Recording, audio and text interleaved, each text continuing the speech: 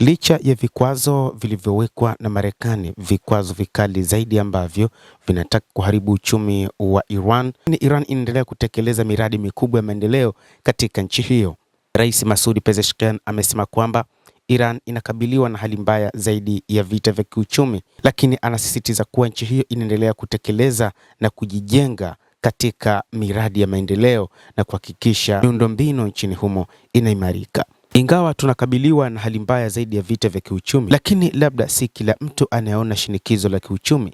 Hata hivyo, kazi inaendelea na hii ni ya kupongezwa, Pezeshkian alisema katika hafla ya mtandaoni ya kuzindua miradi iliyofanywa na Wizara ya Barabara na Maendeleo ya Miji kulingana na shirika la habari la Iran ISNA. Rais Masoud Pezeshkian aliwasifu waliohusika katika kukamilisha miradi hiyo, akisema mafanikio yao ni makubwa hasa kutokana na mashinikizo na migogoro inayoikabili nchi hiyo. Labda hatukuweza kutimiza mengi haya katika hali ya kawaida, anasema Rais Masoud Pezeshkian. Kadhalika, Rais Masoud Pezeshkian amesema kwamba nchi hiyo ya Jamhuri ya Kiislamu ya Iran inaweza kupata matokeo bora zaidi kwa kuungwa mkono na umma, uwajibikaji zaidi miongoni mwa viongozi na kuongeza ushiriki wa wafanyabiashara na wawekezaji. Ninaamini tunaweza kufanya vyema zaidi kwa mshikamano na kuungwa mkono na watu wetu, uwajibikaji wa viongozi na ushiriki wa sekta binafsi na wawekezaji.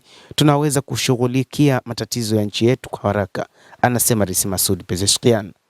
Hata hivyo, rais huyo wa Iran Masoud Pezeshkian ameeleza wazi kwamba tangu kwa miaka mingi Marekani na baadhi ya mataifa magharibi yaliweka vikwazo dhidi ya Iran, lakini ndani ya miaka 40 ya vikwazo hivyo Iran imeendelea kuliko hata baadhi ya mataifa ambayo yameweka vikwazo hivyo.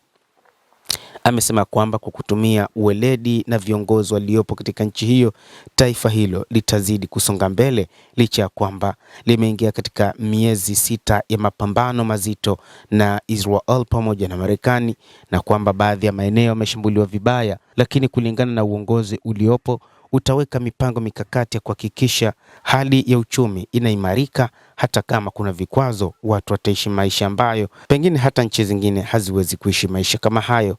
Lakini kikubwa zaidi alichosema Rais Masoud Pezeshkian ni kuhakikisha ujenzi wa miundombinu unazidi kuimarishwa katika taifa hilo la Kiajemi.